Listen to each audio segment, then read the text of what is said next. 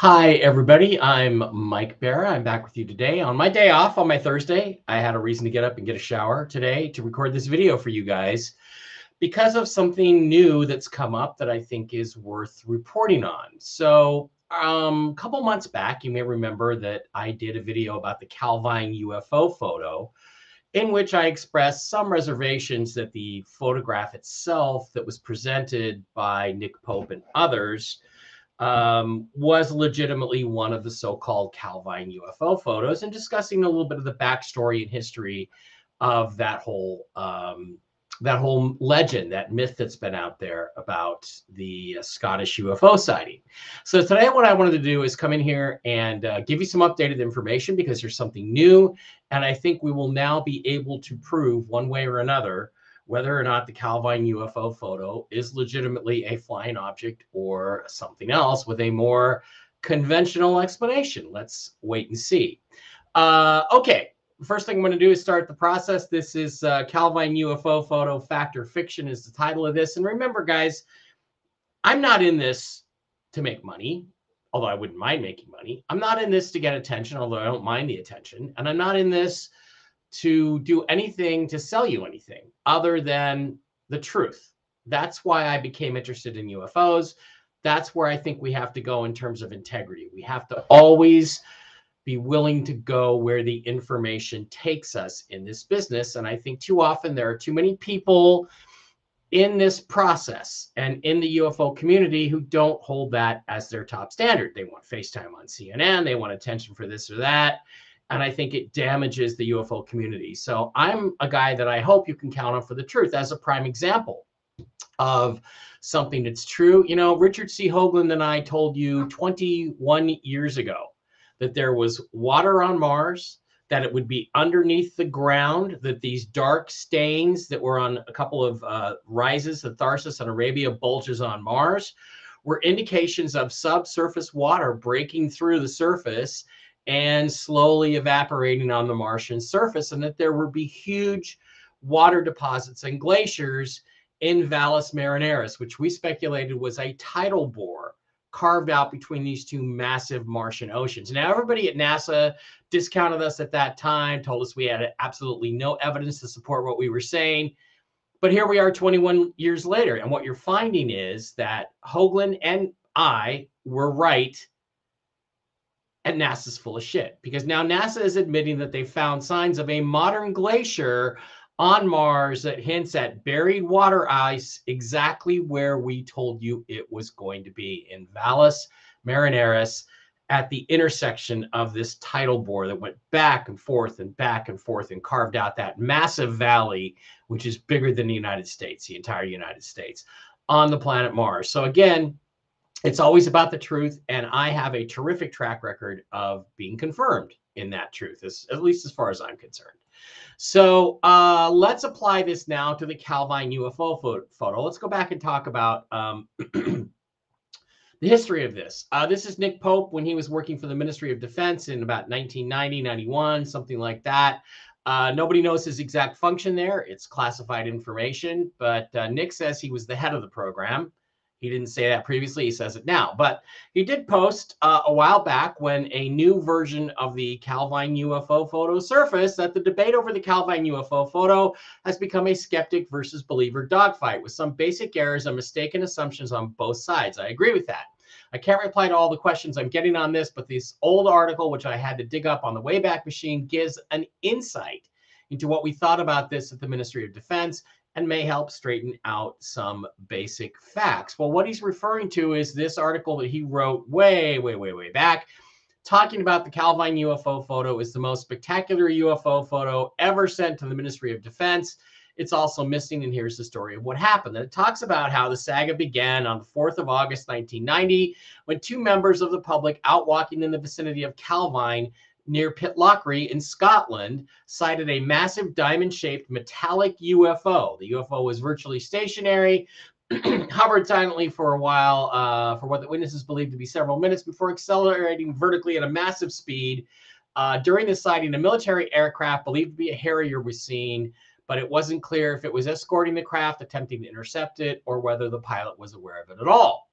He talks about how he asked his department, DIS opposite, that's another ministry within the British government, about this image or these photos. And I was told that the official assessment was that the photos were real and the craft had a diameter of around 25 meters. That's 80 feet in a real measurement that means anything to people. One particularly surreal briefing on the UFO phenomenon, my DIS opposite member or number indicated the photo and pointed his finger to the right. It's not the Americans, he said, before pointing to the left and saying it's not the Russians. There was a pause before he concluded, and that only leaves, and his voice trailed off, and he didn't complete the sentence, but he pointed directly upward. What happened to these photographs is that they were color photos that were taken and passed to the Scottish Daily Record, a local newspaper, who contacted the Ministry of Defense in turn, and seeking comment on the story. It's not clear what happened next because I didn't join MOD's UFO project until 1991, and this investigation was handled by my predecessor. It turns out that somehow MOD managed to persuade the reporter to part with not just the photos, but also the negatives. Big mistake. Never give them the negatives. The photos were then sent to the Defense Intelligence Staff, that's what DIS stands for, I guess, who then sent them to imagery analysis at the Joint Air Reconnaissance Intelligence Center. Yet at that time, MOD hadn't even publicly acknowledged that there was any intelligence interest in UFOs at all, even though Nick worked in an office that he says was dedicated to that.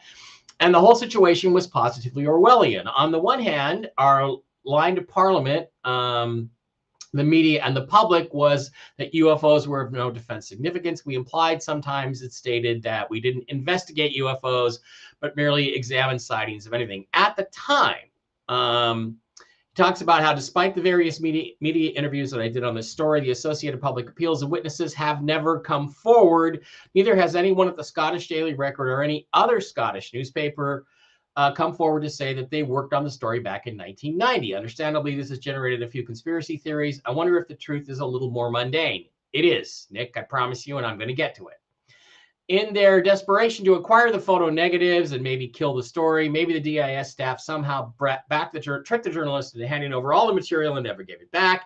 If the journalist hadn't briefed the editor, he may have stayed silent out of embarrassment. Similarly, maybe the witnesses were told that they would be better off if they didn't discuss what they had seen and took this as a threat. All speculation on Nick's part. So as we go into it, there is actually a written report about this in the National Defense Archives. It's been pulled up by various researchers talking about the Calvine, Scotland sighting. Time was 9 p.m. approximately. A large diamond-shaped UFO hovering for about 10 minutes before ascending vertically upwards at high speed. During the sighting, RAF aircraft believed to be a Harrier made a number of low-level passes from 5 to 6 minutes before disappearing off itself. Okay. A number of color photographs taken by the witnesses and pictures were passed to the RAF, Pitt, Lockery, and Scottish Daily Record. Original negatives were passed on to the Daily Record. So as we go into this report and look at other versions of it, it talks about a lot of stuff. It was 20 miles north of Pitt, Lockery, off the A9, approximately 9 p.m.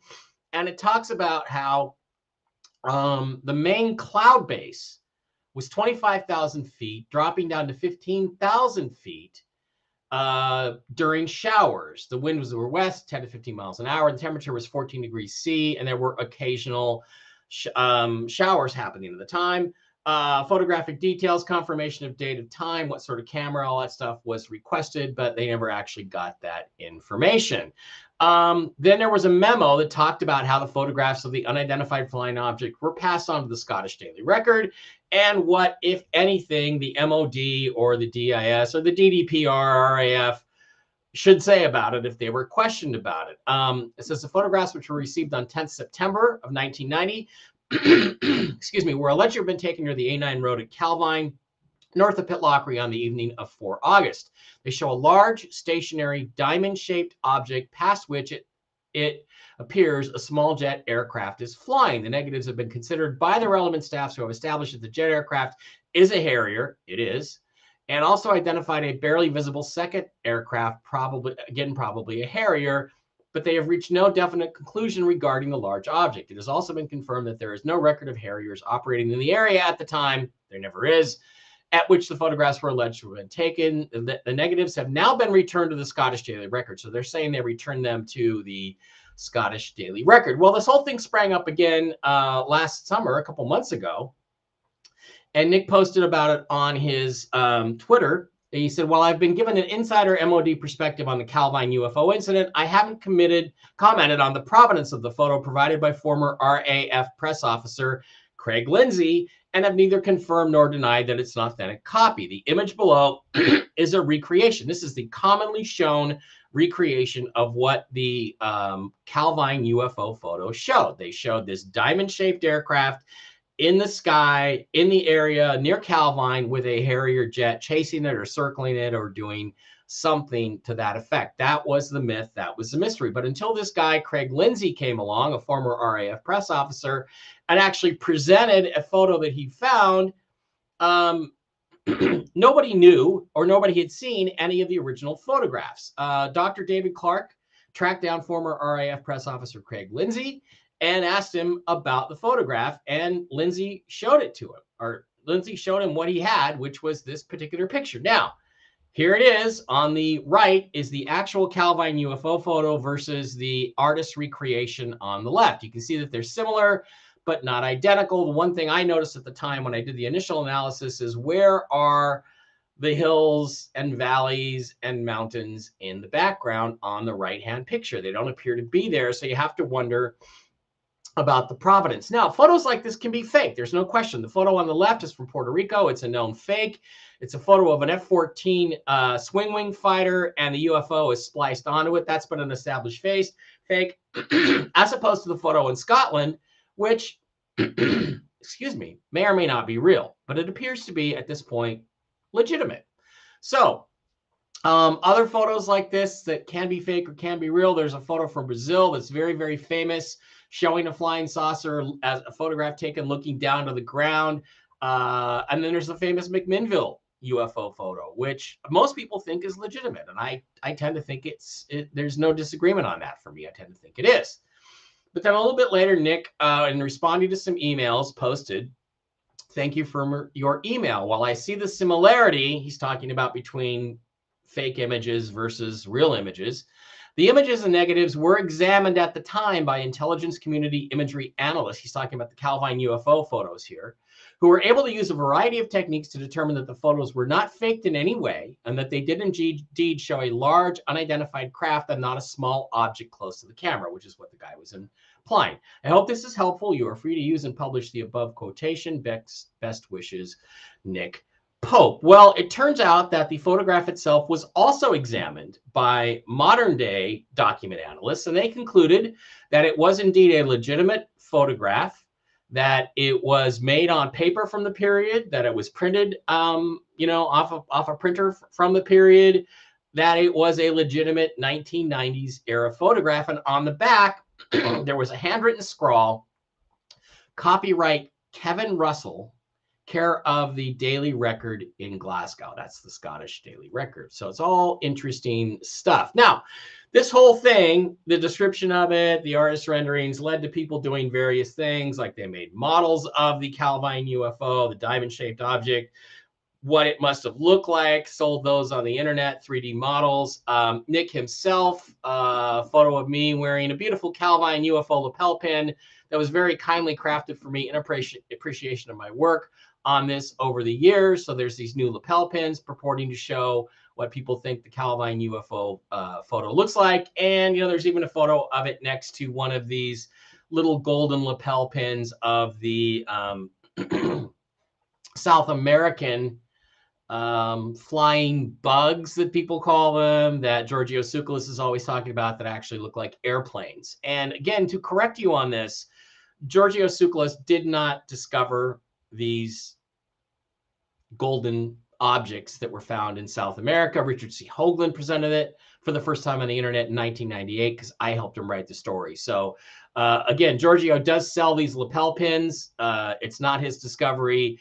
I don't know what, if any, association Nick has with these folks that make these new Calvine UFO lapel pins, other than he's happy to wear one for them, which, given that it's a significant case in UFO history, I don't have any problem with that. But now let's look at the photograph. Well, there's a lot of problems with the photograph from Craig Lindsay, despite the fact that it has a handwriting on the back, despite the fact that it's been authenticated as being from the period. The problem I have with it at the time was that it wasn't in color, and they're all supposed to be color photographs. Now, the original 5 or 6 photos have been lost. The negatives have been lost, or at least nobody can find them, even though it says in the report, the DOD report or the DIS report, that they were sent back to the Scottish Daily Record and that they did appear to show a flying object being chased by a Harrier.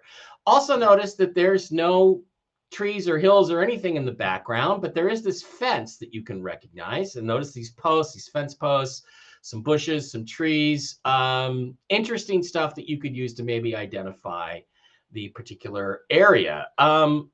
So people have said that this could be, there it is there in close up, the diamond-shaped object and the Harrier, that this could be an optical illusion. This is a photograph of a UFO hovering over people who don't even seem to notice it right here in the United States. Pretty incredible stuff, except it's not. If you flip it upside down, in fact, what it is it's an SUV that some driver, I'm not gonna make any comments, drove into a lake. And what you're looking at is the reflection of the people standing around the edge of the lake trying to figure out how the hell they're going to get this SUV out of the lake. So it is an optical illusion, which some people are alleging this is something in the water that's like this. It's like an SUV buried in the water in a lake somewhere. Except, how do you get the Harrier in there? Well, they're saying the Harrier is a reflection. So we examined that in the first video, and we kind of came to the conclusion, probably not. Anyway, a story recently resurfaced on March 26th, just a couple of days ago, 4 days ago, in the Australian news. And it talked about a new theory about this guy, Dr. Richard Clark, and Mr. Lindsay, and the Calvine UFO photograph. And it said, behind the best ever UFO sighting revealed, the story behind it. An ex-defense intelligence officer has revealed the secret behind the massive diamond-shaped vehicle in the world's best UFO photo, which the Calvine UFO photo was called. The image known as the Calvine photograph shows a huge angular spaceship or ship hovering over the landscape with a Harrier fighter jet visible in the distance. The photo, which appeared exactly as it had been described by those who had seen it before it ever surfaced, was found in the hands of a former RAF press officer by a team led by academic and journalist David Clark. While the photo, which is hailed as the best ever UFO photo, was found, the mystery still remains. What exactly was the object in the picture and who took it? And as we go on through the story, there's all kinds of cool information. I'll put the link to this story in the description of this video. They talk about that, that the Calvine vehicle was understood to have been an unmanned, very large, and equipped with a high-tech ground mapping laser. They're saying that it was probably a U.S. Secret Defense Department object, which was actually a stealth fighter target drone. The official, who declined to be named, said it was a 1 in a million chance that the craft was caught on camera, and even flew to Scotland and interviewed the 2 men who took the original photographs back in August of 1990. He added there was a hell of a stink in Washington over the snaps when they were passed up the chain of command, and that the Americans went ballistic. The Calvine vehicle is understood to have been deployed from the U.S. facility at RAF Machrihanish.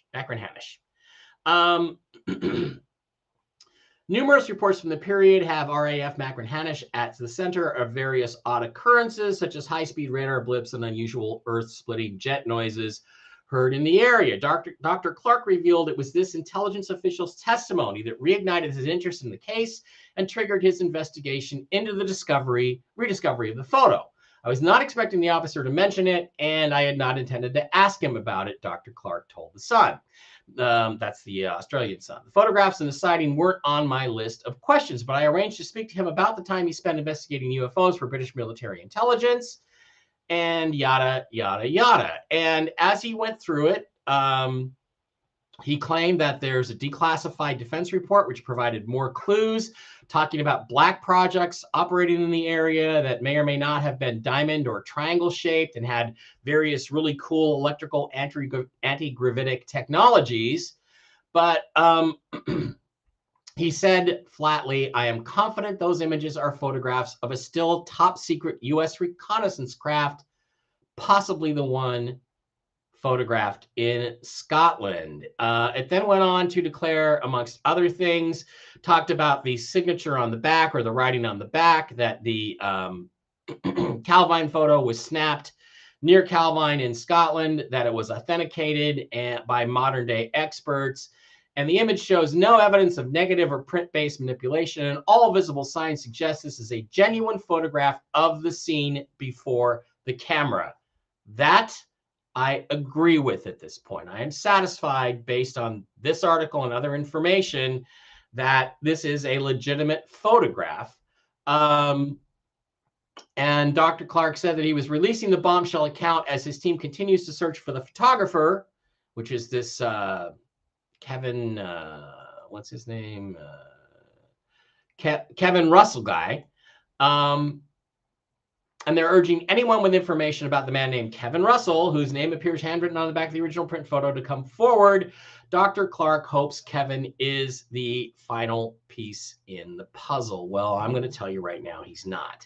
So anyway, other people went out and looked and said, hey, there was an article from Aviation Week and Space Technology in the late 1970s that talked about this Project Aurora, which is well known in the whole Solar Warden space technology business, as being a diamond-shaped or a wedge-shaped spacecraft that could actually fly not only through the air, but actually get up to orbital altitudes. And they pointed out that it bore a striking resemblance to the Calvine UFO photo, which is quite an interesting thing. There's patents involved here with objects that are similar to the Calvine UFO, at least from the side. And this article includes some very interesting stuff from the 1990. It's Aviation Week in Space Technology, which is the Bible of the aviation and defense industry. But that still leaves us with the question, what's on this photograph?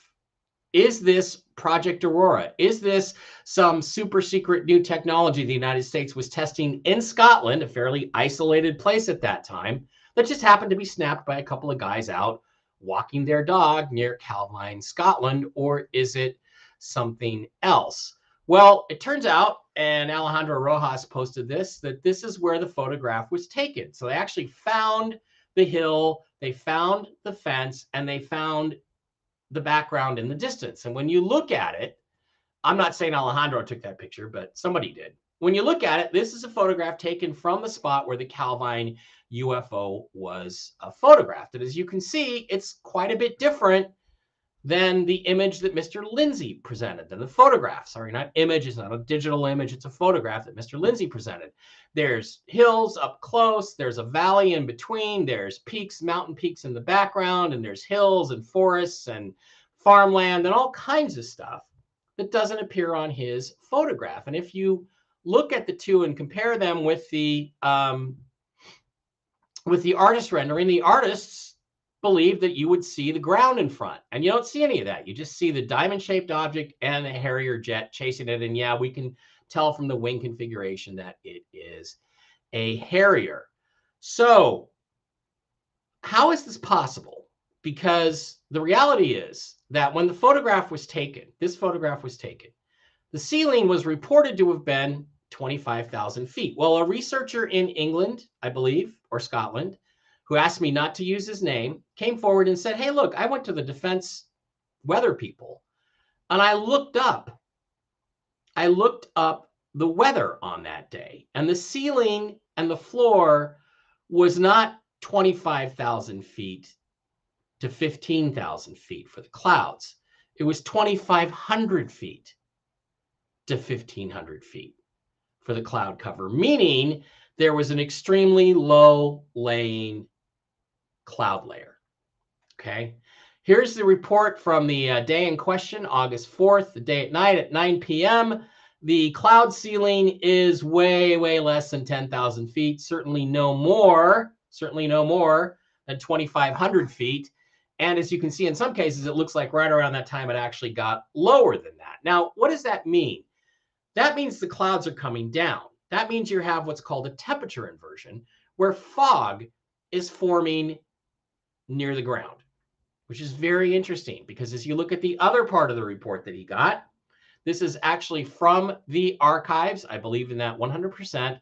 That on the date of, where is the date? It's on here. It's August 4th, 1990, Saturday, August 4th, 1990 at 2050, 19.5 UTC. That's interesting. Partly cloudy, maximum 2,000 feet, partly cloudy to 2,500 feet. So there was also a mostly cloudy upper layer at 10,000 feet. So you're down around 2,000 feet, 1,500 feet, 2,500 feet, something like that, at the time at 8:50 p.m. So if the photograph was taken around that time, then you can see that it kept getting lower and lower and lower. And in fact, I think, yeah, down here, it gets down to 1,969 feet. So it's getting a little bit lower. So that's the actual report, according to my source, from the Military Weather Bureau on that date for that area. So what does that mean? If you look at the actual location, again, we can use these spokes, these fence posts, as some means of identification. There's a tree overhead. There's a hint of that in the Calvine photo that was released by Mr. Lindsay. But again, you don't see any of this stuff in here. Well, why wouldn't you see it? Well, you wouldn't see it if there was a temperature inversion, if there was a cloud layer, if there was fog in this area. Now, we don't know the exact height of this hill, but I'm guessing it might have been up to 2,000 feet. We'll just have to wait and see. As we go through this, what you can see is that there is, this is the area where it should have been taken. These are the fence posts. So what I'm going to do now is I'm going to exit out of this slideshow, and I'm going to do a screen share of my, where is it? Where is it? I'm going to do a screen share of my PowerPoint and show you guys that. So I'm going to hope that you are seeing this.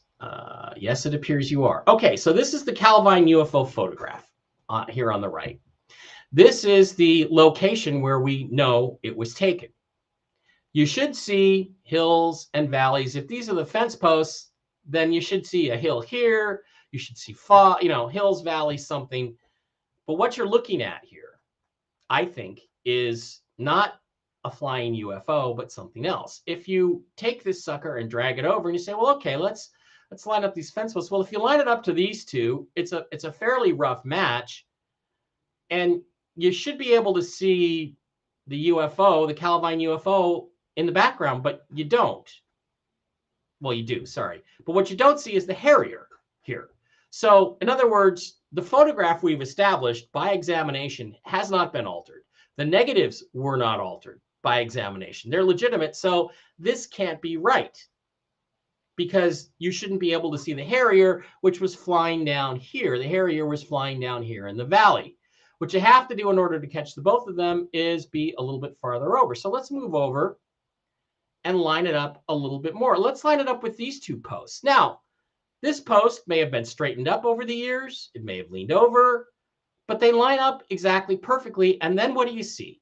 You see that the Calvine UFO, guess what, lines up with the mountains in the background, the mountain peak. It lines up perfectly. This fence post and this fence post, this is the Calvine UFO, and this is the Harrier jet, which, as you can see, would be visible just past that hill. So what could have happened here? Well, I think it's pretty obvious what happened here. There was an inverted cloud layer here, fog down on the ground in the valley and probably right up to the fence. And they took or close to the fence, and they took a picture of the Harrier jet, which was streaking around for whatever reason, maybe doing exercises. And the peak of this background mountain was sticking through the clouds in the background probably above 2,500 feet. Now, I can't identify that peak. I don't know it. But if somebody else does know it, then we're going to want to look at it. So again, if you move it over to these two posts, doesn't seem like it works because you don't see the Harrier. But if you move it over to these two posts, which may have tilted over in the incurring years, it lines up exactly perfect with the peak in the background. So if that's the case, then what we are looking at, folks, is not a flying object. What we are looking at is this peak in the background through the clouds with a Harrier jet somewhere down below it. Period. Now, again, you can do some analysis. You can take the photograph and you can really hit the contrast on it. And when you do that, you begin to see puffy clouds. Look, these are puffy clouds. This has got some puffiness to it. And I think that that's very significant. And then you have sort of this peak poking through because these are more in the foreground. This is in the distance. And that is where the cloud line is. Now, if you go back, you can faintly see that looks like there's some sort of cloud line there. And there are other people, weather photography analysts, that say, yeah, that's exactly what's going on. You're looking at the peak of a mountain, which would account for the fact that this thing looks rocky. Now, what do temperature inversions look like? They look just like this. So it's pretty easy to figure out that this is responsible for this. You're simply looking at a photograph that was taken by two guys who were probably taking a picture of a Harrier jet and said to themselves, hey, that looks like a flying saucer, a UFO. Why don't we turn it into the press and see what we can get for it? Maybe they got paid some money. I don't know. Maybe that's why Kevin Russell doesn't want to talk, because he knows the whole thing is just a mountain peak in the background. But what I think we can absolutely conclude at this point is that the Calvine UFO is not a UFO. It's not a flying object. So all of these defense analysts and analysts that talked on the record in the Dr. Clark article and had it all wrong. And that the photograph was never a photograph of a flying object, but it was an analog, handheld print of a mountain peak sticking through the clouds in a very cloudy, foggy place on Earth known as Scotland.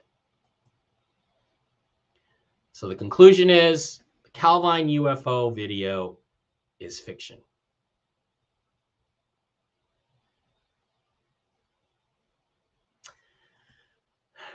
So I understand for some people this is going to be hard to take, but you have to go where the evidence indicates. The only thing I don't like about this is that if you look at the photo, the Clark photo, or the Lindsay photo, you would think that there would be some of this ground in the foreground. But we don't know the exact conditions, except that we know for a fact it was foggy as hell. Also, it's very likely that this peak is well above 2,000 feet or 2,500 feet. These guys may have been elevated 1,000 feet or something like that. The fog was probably right down on the deck. Certainly, we've all experienced that in our lifetimes. But I think it's pretty clear at this point that the Calvine UFO photo is not a UFO. It is a mountain peak in the distance from the perspective of where the photograph was taken. The photograph that Mr. Lindsay presented is almost certainly real, but it is nothing more than a real picture of a mountain peak in the background. As Morpheus said in The Matrix, all I'm offering is the truth. But I think at this point, we can say that the Calvine UFO photo mystery is solved. That's all I have for you today. Thanks for listening. Thanks for paying attention, and spread this around far and wide, because in order for the UFO community to have credibility, we have to get to the truth.